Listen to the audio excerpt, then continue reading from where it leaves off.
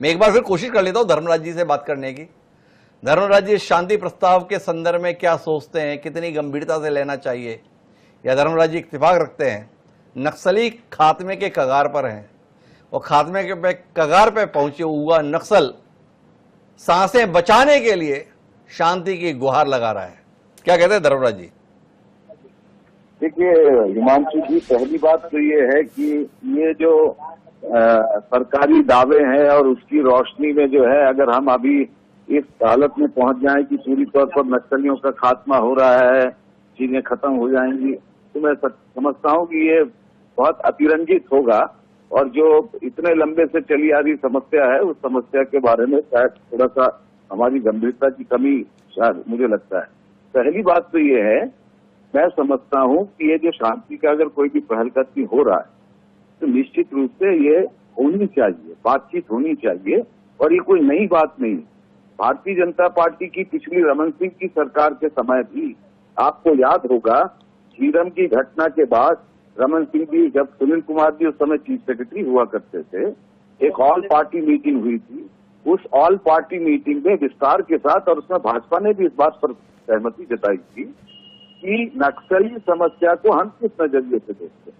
अगर इसे आप केवल कानून व्यवस्था के नजरिए से देखते हैं और फिर उसके बाद आप ये समझते हैं कि बंदूक के बल पर ठीक है आप जिससे है आप जो खत्म कर देंगे, तो मुख्य बात यह है कि इस समस्या का स्थायी समाधान चाहिए या स्थायी समाधान चाहिए। जी, अगर स्थायी समाधान चाहिए तो फिर अगर कोई बातचीत की पहल किसी तरफ से भी होती है तो बातचीत होनी चाहिए। और मैं समझता हूं क्योंकि ये राजनीतिक समस्या, अगर आप समझेंगे ये केवल लॉ एंड ऑर्डर का इशू है तो मुझे लगता है आपको भी इस मामले में कोई संशय नहीं धर्मराज जी, आप थोड़ा सा मुझे रोशनी इस बात पर दें कि भाई नक्सलियों से शांति की पहल की बात, अपील, आग्रह तो पहले भी कई बार किया गया पर उस पर तो कभी कान दिया नहीं गया। बंदूक की गोली से बात करने वाले लोग अचानक पत्र पे पत्र जारी कर रहे हैं कि हम बात करने को तैयार हैं। तो मुझे इसका उत्तर दे दीजिए धर्मराज जी कि क्या नक्सली नेतृत्व के मन में इस देश के संविधान के प्रति, इस देश की व्यवस्था के प्रति, लोकतंत्र के प्रति विश्वास जाग गया है, हृदय परिवर्तन हो गया है, इसलिए वह शांति के संदर्भ में बात करने के लिए तत्पर हैं, या बंदूक उनके सिर पर आ गई है, जान कैसे कुछ देर और बच जाए, कैसे हम अपने आप को सुरक्षित कर लें, इसके लिए ये शांति के प्रस्ताव प्रस्तुत किए जा रहे हैं? धर्मराज जी का विचारवान जवाब की हमें प्रतीक्षा है। देखिए बात यह है कि अब उन्होंने ये शांति प्रस्ताव की रोशनी में रखा, नहीं रखा, दबाव में रखा या मारे जा रहे हैं, बचने के लिए कर रहे हैं, ये सारी चीजों के बारे में तो मैं कोई टीका टिप्पणी नहीं करूंगा। मैं बुनियादी बात जो कहना चाहता हूँ ये, जहां तक हमारा सवाल है, हम हर किस्म की हिंसा के खिलाफ, हमने पहले भी कहा है, हम माओवादी हिंसा के खिलाफ है और हम साथ ही साथ माओवाद के नाम पर राज्य की तरफ से अगर कोई प्रायोजित हिंसा होती है जिसमें अगर निर्दोष लोग मारे जाते हैं, हम उस हिंसा के भी खिलाफ। पहल हमारा प्रश्न ये है, हमारा जो मकसद क्या है, मकसद ये है कि छत्तीसगढ़ को या पूरे देश को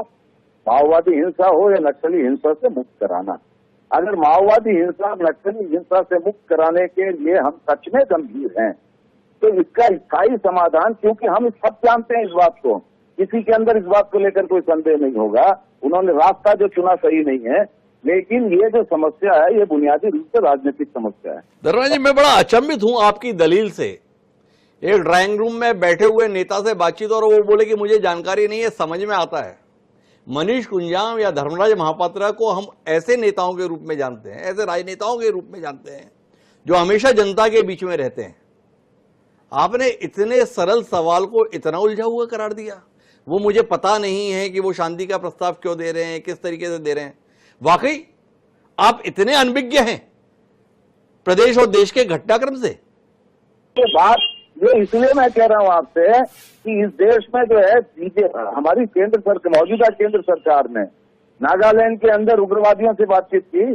त्रिपुरा के अंदर जो है जो देश विरोधी ताकतें हैं उनके साथ बातचीत की, मिजोरम के अंदर उग्रवादी संगठनों से बातचीत की, और हर जगह जो है, अभी मणिपुर के अंदर भी जो है उन्होंने अलग अलग ग्रुप से बातचीत करके बहुत सारी चीजें। तो मैं जो बार बार आपसे कहना चाहता हूं कि अगर आप ये समझते हैं कि बंदूक के बल पर, दबाव के बल पर ऐसी परिस्थिति से किसी चीजों के खात्मे से कोई स्थायी समाधान निकलेगा, तो मैं नहीं समझता कि वो रास्ता सही है। वो रास्ता सही है, धर्मराज जी का ये कहना है, लेकिन वो ये नहीं बताने के लिए तैयार है कि ये प्रस्ताव क्यों है।